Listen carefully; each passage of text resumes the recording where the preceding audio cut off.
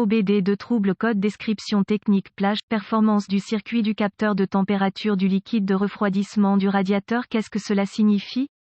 Ce code d'anomalie générique de diagnostic du groupe motopropulseur DTC s'applique généralement à tous les véhicules OBDII. Cela peut inclure, mais sans s'y limiter, les véhicules de Mercedes, Vauxhall, Nissan, BMW, Mini, Chevy, Mazda, Honda, Acura, Ford, etc. Le système de refroidissement fait partie intégrante du système moteur de votre véhicule. Il est chargé non seulement de surveiller la température de votre moteur mais aussi de la réguler. Il le fait en utilisant divers systèmes, composants électriques et mécaniques, y compris mais sans s'y limiter, capteur de température du liquide de refroidissement, CTS, radiateur, pompe à eau, thermostat, etc. Le module de commande du moteur, ECM, utilise les valeurs du CTS pour surveiller la température du moteur et à son tour, peut le réguler avec précision. Différentes températures nécessitent différents mélangeurs carburants, il est donc impératif que le CTS fonctionne dans les plages souhaitées. La plupart du temps, les CTS sont des capteurs à coefficient de température négatif, ce qui signifie que la résistance à l'intérieur du capteur diminue à mesure que la température augmente. Comprendre cela vous aidera grandement lors du dépannage. Le CM active P00B1 et les codes associés lorsqu'il surveille une ou plusieurs conditions en dehors d'une plage électrique spécifique dans le CTS ou son circuit. Le CM peut détecter un problème non cohérent qui va et vient parenthèse ouvrante P00B5. D'après mon expérience, le coupable a tendance à être mécanique. Gardez à l'esprit que les pannes électriques peuvent également en être la cause. Le code de plage, performance du circuit du capteur de température du liquide de refroidissement du radiateur P00B2 est défini lorsque le CM reconnaît un problème de performance, c'est-à-dire que le capteur fonctionne en dehors de la plage souhaitée. Il s'agit de l'un des 5 codes associés, qui sont P00B1, P00B2, P00B3, P00B4 et P00B5. Quelle est la gravité de ce DTC?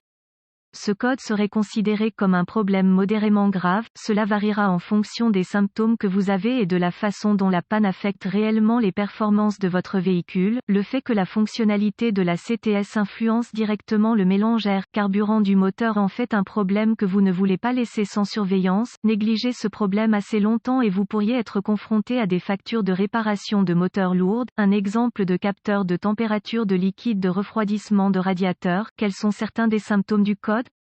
Les symptômes d'un code de diagnostic P00B2 peuvent inclure démarrage à froid brusque, ralenti irrégulier, le moteur calme, mauvais kilométrage de carburant, échappement fumant, odeur de carburant. Symptômes lecture de température erronée ou fausse, mauvaise performance du moteur. Quelles sont certaines des causes courantes du code?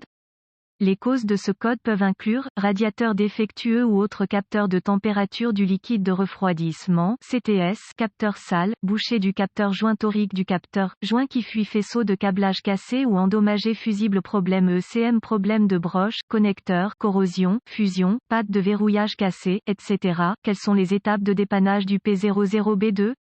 Assurez-vous de vérifier les bulletins de service technique (BST) pour votre véhicule. L'accès à un correctif connu peut vous faire économiser temps et argent lors du diagnostic. Outils, certaines des choses dont vous pourriez avoir besoin lors du diagnostic ou de la réparation des circuits et systèmes du capteur de température du liquide de refroidissement du radiateur. Lecteur de code OBD antigel, liquide de refroidissement, bac de vidange, multimètre, jeu de douille de base, jeu de clé à cliquet et clé, jeu de tournevis de base, nettoyeur de borne de batterie, manuel d'entretien, conseil de sécurité, laisser le moteur cool, Chalk Wheels, portée de l'épi, équipement de protection individuelle. Remarque, toujours vérifier et enregistrer l'intégrité de votre batterie et de votre système de charge avant de poursuivre le dépannage. Étape de base, croisillon 1. La première chose que je ferais si ce code est défini, serait d'inspecter le capteur de température du liquide de refroidissement du radiateur lui-même pour tout signe évident de dommage. De manière générale, ces capteurs sont montés dans le radiateur ou quelque part le long de la ligne des tuyaux du liquide de refroidissement,